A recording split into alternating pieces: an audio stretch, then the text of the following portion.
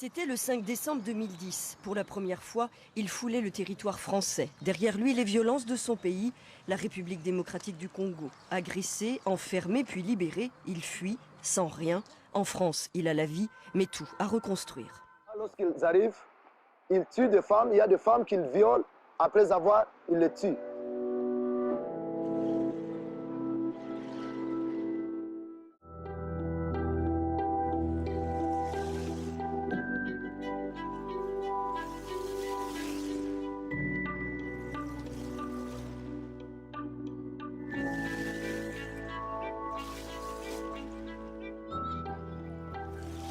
Je fuis la RDC parce que il y a la guerre qui se passe là-bas, les combats.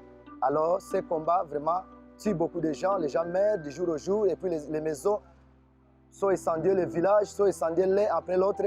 C'est ce qui a fait que je quitte mon pays pour venir ici en Ouganda. Emmanuel Mbolela, bonjour. En 2002, vous avez été contraint de fuir la République démocratique du Congo pour des raisons politiques. Vous avez traversé le Cameroun, le Nigeria, le Bénin, le Burkina Faso, le Mali et l'Algérie avant d'arriver au Maroc, où vous avez été bloqué pendant plusieurs années. C'est finalement en 2008 que vous obtenez l'asile en Hollande, que vous avez rejoint par avion. Cette odyssée, vous la racontez dans un livre, Réfugiés, qui est paru en 2017 en français aux éditions Libertalia. À votre arrivée en Hollande en 2008, et malgré le soulagement, une question vous taraude, et je vous cite « Saurais-je la reconstruire, cette vie que je viens de sauver ?» Saurais-je reconstruire cette vie que je viens de sauver ? Telle est la question. Les personnes dans des situations semblables à celle d'Emmanuel ont-elles reconstruit les vies qu'elles ont tout risqué pour sauver ? Comment ? À quel prix ? C'est l'histoire de cette reconstruction, de ces reconstructions que nous vous proposons de raconter. De relayer pour être plus précis. 2 fois par mois, les principaux concernés et les principales concernées nous livreront leur récit de migration. Dans ce dialogue voulu intergénérationnel, les premières, deuxième, troisième voire quatrième générations de migration seront invitées à s'exprimer. Nous sommes le collectif Tosakola. Bandeko, Tosakola.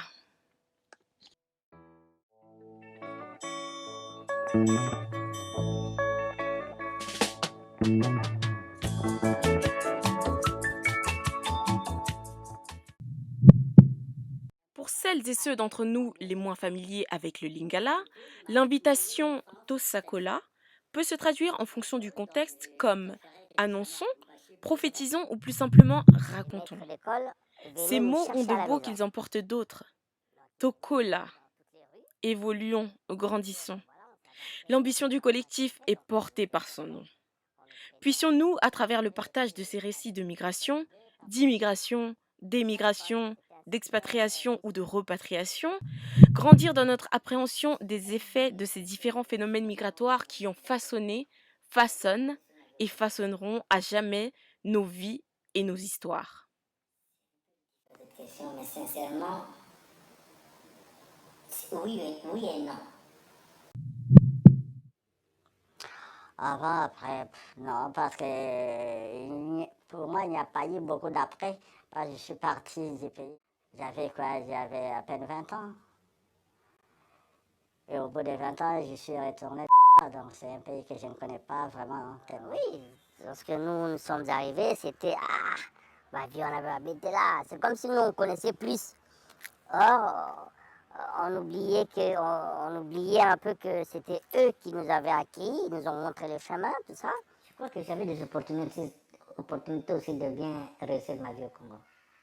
Nous, les parents venant des Kin, nous évitons, je dirais, de parler en lingala à nos enfants. Au jour d'aujourd'hui, avec les reculs, j'allais rester, parce que je sais que j'allais avoir le moyen. Que la culture, elle est en soi, elle est innée. On ne peut pas la dégager comme ça facilement. Il fallait juste marier les deux. Parce que, quel que soit son séjour dans l'eau, là, on ne peut jamais se transformer en crocodile. Hein. On reste toujours ce que l'on est. Hein.